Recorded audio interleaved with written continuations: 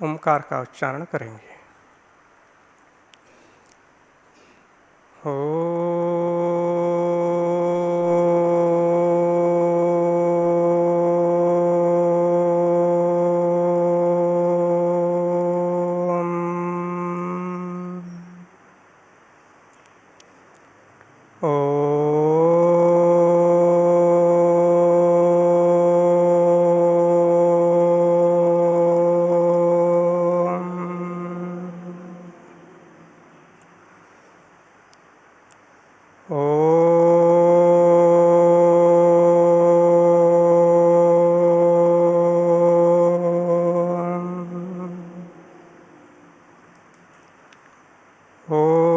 यां मेधां देवगणाः पितरश्चोपासते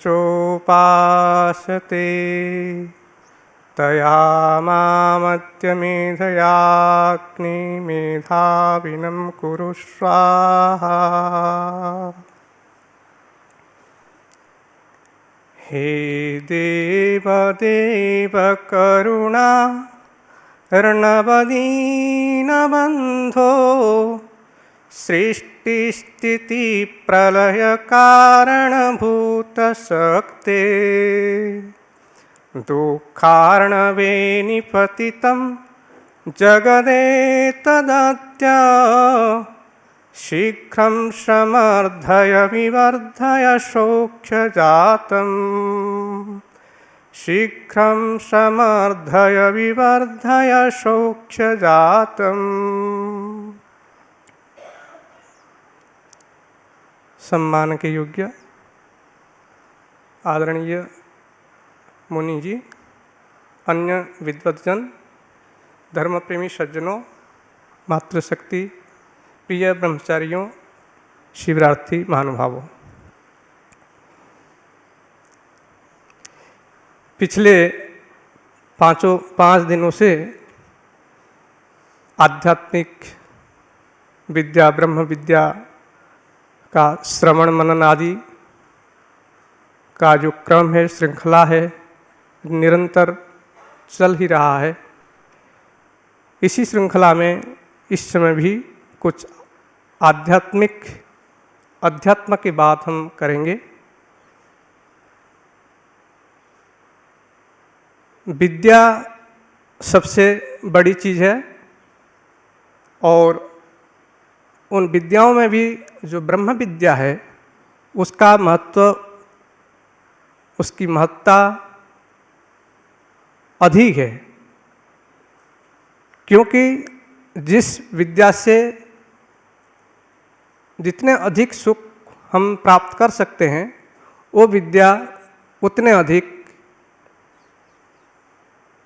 बड़ी है। इस दृष्टि से हम विद्या को 2 भाग में कहेंगे तो पराविद्या कहते हैं, भौतिक विद्या कहते हैं, अध्यात्म विद्या कहते हैं। तो जो ये अध्यात्म विद्या है, पराविद्या है, ये इसके मूल्य, उसके महत्ता बहुत भारी है, बड़ी है। इसलिए जो अध्यात्म विद्या है, ब्रह्म विद्या है, उपनिषद विद्या है, जो गूढ़ विद्या है, ये ऋषियों ने अपने संकलन किए हैं, अपने अंतःकरण से ईश्वर को साक्षात्कार करते हुए जो ज्ञान विज्ञान उनको प्राप्त हुआ, उन्होंने उपनिषद आदि ग्रंथों के द्वारा प्रकाशित किए हैं। और ऋषियों की ये शैली, वेद का ये शैली है कि हम जो प्रार्थना करते हैं उस प्रार्थना से पूर्व कुछ स्तुति की अपने विधान उस मंत्र में, श्लोक में मिलता है। आज इसी श्रृंखला में श्वेताश्वतर उपनिषद के 3रे अध्याय के 4था एक श्लोक है, उसके ऊपर हम थोड़ी सी चर्चा करेंगे। श्लोक है, यो देवानां प्रभवश्च उद्भवश्च विश्वाधिप रुद्रो महर्षि हिरण्यगर्भम जनयावास पूर्वम सनो बुद्ध्या शुभया संयुनक्तु। बहुत प्यारा श्लोक है, सरल भी है। सबसे पहले इसमें ईश्वर से प्रार्थना, अपने स्तुति की गई है। ईश्वर का स्वरूप, स्वभाव, गुण, कर्म कैसा है, इसमें कुछ विश्लेषण के अनंतर फिर प्रार्थना की गई है बुद्धि की। तो प्रार्थना में, स्तुति में श्लोक का सबसे पहला पद है यो देवानां प्रभव उद्भवश्च। जो देवानाम, देवों को क्या है, उत्पन्न करने वाला है, धारण करने वाला है। देवानाम, देव की गणना शास्त्रों में भिन्न भिन्न स्थान पर भिन्न भिन्न रूप से गिनती है। देवों के बहुत सारे अर्थ भी होते हैं। हम यहाँ जड़ और चेतन के दृष्टि से दो प्रकार के भी कहें तो समग्र जगत, जो चराचर जगत है, ये इन्हीं दो ही देवताओं में समाविष्ट है। चेतन देवता भी दो भाग में है, एक ईश्वर और दूसरा हम आत्माएं, माता पिता गुरु आचार्य, ये भी तो चेतन है ना। तो जो ये परमात्मा और गुरु आचार्य विद्वान आदि जितने भी होते हैं, ये सब चेतन देवता है। और जड़ देवता अग्नि जल वायु सूर्य चंद्र आदि जितने भी पदार्थ है जिनसे हमको लाभ प्राप्त हो रहा है, सुख प्राप्त हो रहा है, उसको हमको क्या, हम उसको क्या कहते हैं, देव कहते हैं। दिव्य गुणों से युक्त होने के कारण इसको क्या कहते हैं, देव कहते हैं। जिनसे हमको कुछ उपकार मिलता है। इंद्रियों को भी देव कहते हैं, इनसे भी हमको लाभ मिलता है, सुख मिलता है। तो ग्रंथों में देवता शब्द के बहुत विस्तृत वर्णन है। तो ये देवानाम प्रभव उद्भवश्च, वो उत्पन्न किया है। उत्पन्न करने वाला परमपिता परमात्मा ही है, उसको धारण भी कर रहा है। इसीलिए उस धारण और रक्षण करने वाला, पालन करने वाला जो परमपिता परमात्मा है, उसको हम अपने जाने।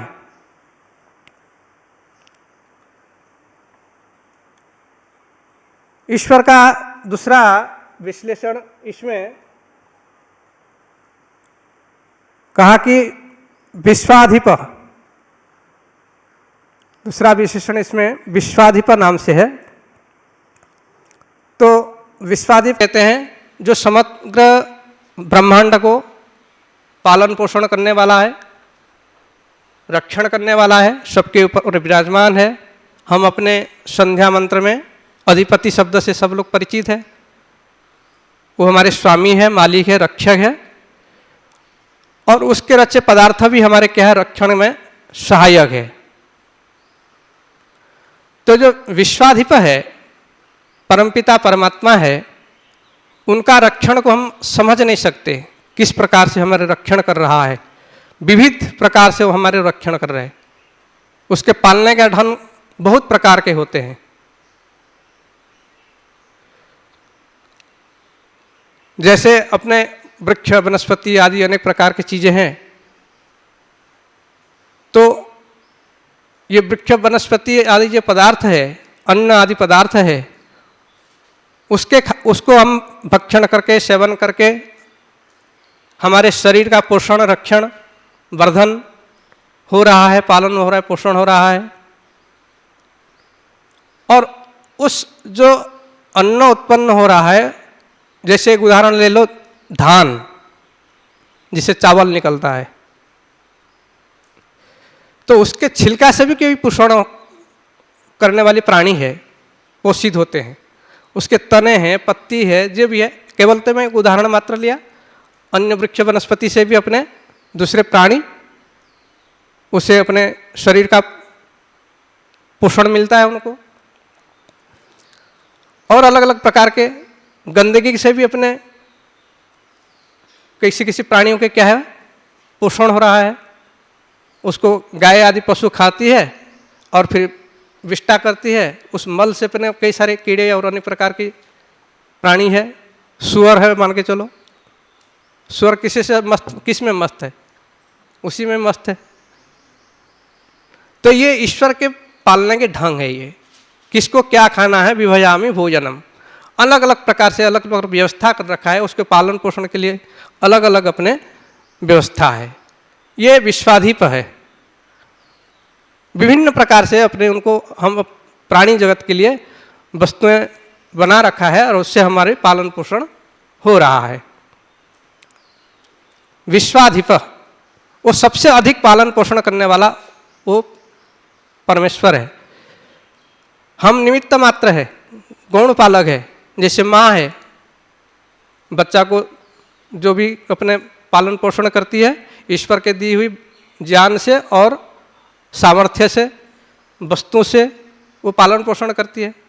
वो वस्तु ना मिले, बुद्धि ना हो, सत्प्रेरणा ना हो ईश्वर की, तो पालन पोषण करने में असमर्थ हो जाएगी कोई भी व्यक्ति, केवल माँ नहीं। तो वो अधिक से अधिक पालन पोषण करने वाला परमेश्वर है। और वो रुद्र है। जहाँ ईश्वर का काम सृष्टि की रचना करना है, पालन पोषण करना है, वहाँ समय पर क्या है, प्रलय करना भी उसका काम है। रुद्र का था शिव, जो रुलाने वाला है। रोदयति अन्यायकारिणं पाप जनान स रुद्र। जो अन्यायकारी है, पापाचरण करते हैं, अधर्मी है, ऐसे ये दुष्ट पुरुष होते हैं। वैसे दुष्ट पुरुषों को क्या है, वो रुलाता है, दंड देता है। समय आने पर क्या है, संहार करता है। इसीलिए वो रुद्र है। और एक इसमें विशेषण आया है कि ईश्वर महर्षि है। शब्द तो हम लोग में भी घटाते हैं और ईश्वर का भी उस गुण कर्म स्वरूप के अनुरूप वो नाम होता है। जैसे गुरु, स एष पूर्वेशाम अपि गुरु, गुरु हमारे शरीरधारी व्यक्ति भी होते हैं। और गुरुओं का भी गुरु, उपदेश करने वाला कौन है? वेद में जो उपदेश करने, वेद का उपदेश करने वाला ईश्वर है। इसीलिए हम उनको गुरु मानते हैं। ऐसे पिता के भी पिता है। ऐसे जो ऋषि शब्द है वो महर्षि है, महान भी है और ऋषि भी है। तो वो ऋषि को ऋषि इसीलिए कहते हैं कि अपने ऋषि दर्शनात्, जो प्रत्येक पदार्थ को, एक एक पदार्थ को यथार्थ रूप में देखता है, जानता है। सर्वद्रष्टा, सर्वदृक्, क्रांतदर्शी, उसको ऋषि कहते हैं। तो ईश्वर सर्वज्ञ है, सर्वद्रष्टा है। इसीलिए प्रत्येक वस्तु को, अपने एक एक चीज को यथार्थ रूप में जानने के कारण वो क्या है, महर्षि है। जो इन गुण कर्म स्वभाव से युक्त है, जो संसार को उत्पन्न किया है, जो धारण पोषण कर रहा है, जो अन्यायकारियों को दंड देने वाला है और समस्त पदार्थों को जान रहा है, सर्वज्ञ जो है। ऐसे परमपिता परमात्मा क्या क्या और आगे बता रहे कि हिरण्यगर्भम जनयामास पूर्वम। हिरण्यगर्भ, हिरण्यगर्भ शब्द से सब लोग लगभग परिचित है। हिरण्य कहते हैं चमकीले पदार्थ को, जो जाज्वल्यमान ज्योतिर्मान पदार्थ होते हैं उसको क्या कहते हैं, हिरण्य कहते हैं। जो सूर्य आदि पदार्थ है, तो उसके उत्पत्ति निमित्त अधिकरण जो है, वो हिरण्यगर्भ है। निमित्त अधिकरण जब हम कहेंगे ईश्वर के प्रति घटेगा,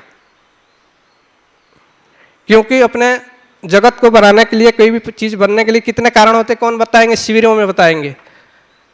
जगत की उत्पत्ति कहो, चाहे टेबल के कहो, का माइक के कहो, किसी की भी उत्पत्ति में कितने कारण बताया जाता है? हाँ जी, 3 कारण बताते। क्या क्या है? हाँ, ये आ ही गया था, एक कारण तो मेरे मुख से निकल ही गया था, तो आप लोग अच्छा बता दिए। तो 3 कारण होते हैं, निमित्त कारण, उपादान कारण और साधारण कारण। तो निमित्त कारण परमेश्वर है, हमारे कर्मों के आधार पर हमको अपने योनि प्राप्त कराता है। और जो उपादान अधिकरण है, जिसमें स्थित होते हैं हम, जहां रहते हैं, जो गर्भ है, वो स्थान की दृष्टि से है। उत्पत्ति और क्या है? निवास स्थान। ठीक ना? गर्भ का अर्थ क्या है? निवास स्थान, जहां पर हमारे रहना होता है। जैसे अभी यहां अपने यज्ञशाला में ठहरे, हमारे तो निवास स्थान क्या हो गया? यज्ञशाला, जहां पर हम अपने रहते हैं। तो बच्चा कहाँ रहता है? कोई भी बच्चा माँ के गर्भ में ही रहता है। जो गर्भ है वो क्या है? उसमें 2 चीज है। एक तो जो आत्मा है, जो गर्भ के अंदर है, झिल्ली के अंदर है, माँ के गर्भ के अंदर है। ठीक है ना? तो वो अपने कोई भी वस्तु ले सकते हैं। ऐसे हिरण्य शुक्र को भी कहा गया, शुक्रम वै हिरण्यम, ऐतरेय ब्राह्मण में आया है, क्योंकि ये भी चमकता है। चमकता अर्थ, जब गर्भस्थ शिशु बाहर आता है, उत्पन्न होता है, तब फिर क्या है? वो चमकता है, प्रकाशित होता है, आनंदित कर देता है। जन्मोत्सव मनाते हुए कितना आनंद आता है। तो उसमें तेज है, उसमें प्रकाश है, उसमें, इसलिए तो हम अपने प्रकाशित हो रहे हैं, उसको जान रहे, उससे हम अपने आनंद मना रहे हैं।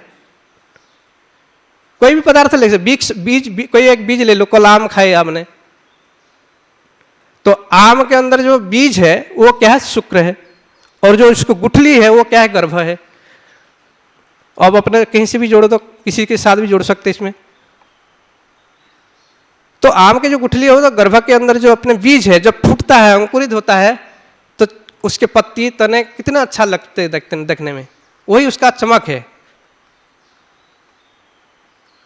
तो ऐसे जो हिरण्यगर्भ है, जिससे संसार बना है, जिसमें सूर्य, चंद्र, ग्रह, नक्षत्र आदि सब विद्यमान थे, ऐसे एक अपने झिल्ली मान के चलो,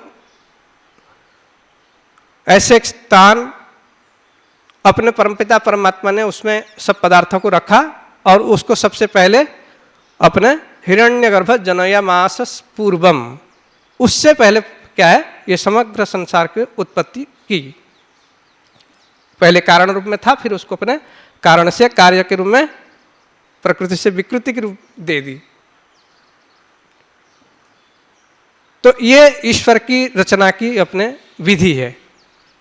जो परमपिता परमात्मा ऐसे संपूर्ण जगत, चराचर जगत को बनाता है, उसे हमको क्या करना है? ऐसे गुण कर्म स्वभाव को जान करके हमें उसके नतमस्तक होना है, उसकी आज्ञा के पालन करना है। और आज्ञा के पालन हम तब कर सकते हैं हमारी जब बुद्धि ठीक हो। इसलिए श्लोक में प्रार्थना की गई है, जो ऐसे ईश्वर है, सनो बुद्ध्या शुभया समयुनक्तु, जो ऐसे गुण कर्म स्वभाव वाला परमेश्वर है, वह हमारी बुद्धि को अच्छे मार्ग में संयुक्त करे। धियो यो न प्रचोदयात, इससे तो सब लोग परिचित है, सब लोग आता है कि नहीं? कि ऐसे कोई व्यक्ति भी है कि गायत्री मंत्र पक्का याद नहीं है? हाँ जी, आपको याद है कि नहीं? तो धियो यो न प्रचोदयात, धिय हमारी बुद्धियों के उत्तम गुण कर्म स्वभाव में प्रचोदयात प्रेरणा करे। कौन करता है? परमात्मा करता है। तो हम बुद्धि को पवित्र करने के लिए क्या करना पड़ेगा? हमारे भी तो कुछ काम है ना, वो तो तब करेगा जब हम कुछ पुरुषार्थ करेंगे। तो हमारी बुद्धि कैसे पवित्र होगी, कौन बताएगा? तो स्वामी दयानंद जी धर्म का परिभाषा करते हुए जो धर्म के 10 लक्षण है, वहां पर धी शब्द भी अपने धर्म का एक लक्षण है। तो धी शब्द को खोलते हुए स्वामी ने कहा कि मादक द्रव्य जो कि बुद्धिनाशक पदार्थ है, दूसरा दुष्टों का संग, तीसरा आलस्य प्रमाद को छोड़ करके, कितने चीज हो गई? 3 चीज हो गई। एक मादक द्रव्य जिससे बुद्धि की क्या है, ह्रास हो जाती है, नष्ट हो जाता है बुद्धि। दूसरा क्या है? दुष्टों का संग, दुर्जनों का संग, इसी से पूरा व्यक्ति का जीवन बेकार हो जाता है। तीसरा क्या है? आलस्य प्रमाद, ये भी महान शत्रु। आलस्य क्या है? शरीरस्थ महान रिपु, आलस्य ही मनुष्याणम शरीरस्थ महान रिपु, सबसे बड़ा शत्रु माना गया है, अंदर के शत्रु है ये। तो इसको छोड़ करके हमको करना भी अब पर क्या है? इसको तो छोड़ देना है। अब करना क्या है बता रहे हैं कि मादक द्रव्य के स्थान पर को हमको क्या करना पड़ेगा? उत्तम पदार्थों का सेवन, सात्विक अन्नों का सेवन, सात्विक धन से कमाई भी हो और जो फल मूल दुग्ध आदि जो सात्विक पदार्थ है उससे बुद्धि की पवित्र करें। और दूसरा क्या, उसके विपरीत क्या बन जाएगा? दुष्टों का संग के विपरीत क्या बन जाएगा? सत्पुरुषों का संग, सज्जनों का सत। अब जैसे अभी सत्संग कर रहे हैं हम, सत्संग से, सत्पुरुषों के संग से, सज्जनों के संग से भी क्या बुद्धि की पवित्रता आती है। तीसरा क्या बताया? आलस्य प्रमाद को छोड़ करके क्या करना पड़ेगा? पुरुषार्थ करना पड़ेगा। वो पुरुषार्थ क्या है? स्वामी जी कहते हैं कि धर्माचरण करना, धर्म का आचरण करना। जो भी सत्य अहिंसा आदि जितने भी अपने शुभ कर्म है, इसको क्या कहते हैं? धर्म कहते हैं। तो धर्माचरण करना। और दूसरा क्या है? ब्रह्मचर्य आदि का पालन करना, ब्रह्मचर्य का पालन। तो ब्रह्म शब्द भी बहुत विस्तृत है, ब्रह्म के कई सारे अर्थ होते हैं। एक तो ईश्वर है ही सीधा सीधा, दूसरा वेद, तीसरा क्या है? वीर्य। खास करके ये 3 को लेंगे तो क्या होगा? तो ईश्वर की उपासना, ध्यान, ईश्वर प्रणिधान युक्त जीवन, ये क्या है? ईश्वर की आज्ञा का पालन। ईश्वर तो ब्रह्मचर्य में, चर मतलब चलना, ब्रह्म में विचरण करना। और ब्रह्म में विचरण कब होगा? जब अपने ईश्वर के यथार्थ स्वरूप को जानकर हम अपने उसके उपकार को जानेंगे, तब हमारे उसके प्रति प्रीति होगी और उसकी यथार्थ आज्ञा का हम पालन करने में उत्साह के साथ करेंगे। तो ब्रह्म ईश्वर का क्या करना? हमको ध्यान करना है, उपासना करना है, ईश्वर प्रणिधान युक्त जीवन जीना है। ये क्या है? ब्रह्म का एक अर्थ है, ब्रह्मचर्य का एक अर्थ है। दूसरा वेद, वेद का अर्थ जो शब्द में ज्ञान है, ठीक है ना, ईश्वर प्रदत्त ज्ञान है, वो वेद है। वेद को एक शब्द में कहेंगे तो क्या अर्थ है उसका? ज्ञान। तो ज्ञान का हमको क्या है? आहरण करना है, ज्ञान को ज्ञानार्जन करना है। और वो जो साधन है सब जानते हैं, सत्संग है, स्वाध्याय है, ठीक है ना, जो भी अपने जिसके माध्यम से हम अपने विद्या की वृद्धि होती है, श्रवण आदि के माध्यम से भी विद्या की सफलता है, तो ये है क्या, वेद का अध्ययन करना, ये दूसरा भाग है। और जो ब्रह्म है, वीर्य है, उत्साह है, शारीरिक सामर्थ्य है, उसको क्या है, ठीक ठीक प्रयोग करना, संरक्षण करना, ये क्या है, ब्रह्मचर्य का अर्थ है। तो ब्रह्मचर्य आदि का पालन करना, ब्रह्मचर्य आदि शुभ कर्म को करना। और तीसरा वहां स्वामी ने शब्द रखे हैं, योगाभ्यास करना। योगाभ्यास, जो आपने अभी योग शिविर में भाग ले रहे, योगाभ्यास भी ही कर रहे हैं। योग के जो अंग है, सारे अंग को ठीक ठीक जान करके उसके अनुष्ठान के लिए अपने आप लोग तत्पर है। अभी योग के कितने अंग है जी? हाँ, ये 8 अंगों का क्या परिपालन करना, ये क्या है, योगाभ्यास है। तो इन 3 शर्त रखी स्वामी जी ने कि पुरुषार्थ में हमको क्या क्या करना है, कि धर्म का अनुष्ठान करना है, योगाभ्यास करना है, और ब्रह्मचर्य आदि जैसे शुभ कर्म है उसका अनुष्ठान करने से, पालन करने से हमारे बुद्धि क्या होती है, बढ़ती है, पवित्र होती है। और पवित्र बुद्धि से ही हम अपने शुद्ध अंतःकरण होने पर ही होता है, और शुद्ध अंतःकरण और पवित्र बुद्धि से ही हम अपने जो जीवन का लक्ष्य है, ईश्वर प्राप्ति कहते हैं, संपूर्ण दुख के छूट करके मोक्षानंद की प्राप्ति कहते हैं, उस मोक्षानंद की प्राप्ति हम इन साधनों से ही कर सकते हैं। तो ईश्वर के यथार्थ स्वरूप को हम जाने और उसके प्रति हमारे प्रीति हो, और प्रीति से ही हमको क्या है, उसकी आज्ञा पालन करने में हम उत्साह के साथ अपने आज्ञा पालन करेंगे, और जीवन का जो लक्ष्य है उसको प्राप्त करने में समर्थ हो सकते हैं। तो ईश्वर से हम प्रार्थना करते हैं कि हमारी बुद्धि को ईश्वर सन्मार्ग में प्रेरित करे, और हम अपने पुरुषार्थ को उनकी प्राप्ति के लिए ही हमेशा लगाए रखें, ऐसे हमें ईश्वर सामर्थ्य प्रदान करे। इन्हीं शब्दों के साथ वाणी को विराम करेंगे। इति ओम शम।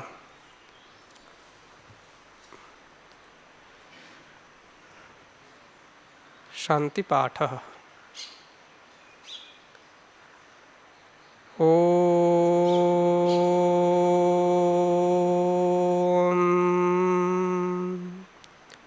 द्यौः शान्तिरन्तरिक्षं शान्तिः पृथिवी शान्तिरापः तिरोषधयः शान्तिः वनस्पतयः शान्तिर्विश्वे देवाः शान्ति ब्रह्म शान्तिः सर्वं शान्तिः शान्तिरेव शान्तिः सामा शान्तिरेधि। ॐ शान्तिः शान्तिः शान्तिः। सर्वेभ्यो नमः। सबको सादर नमस्ते जी।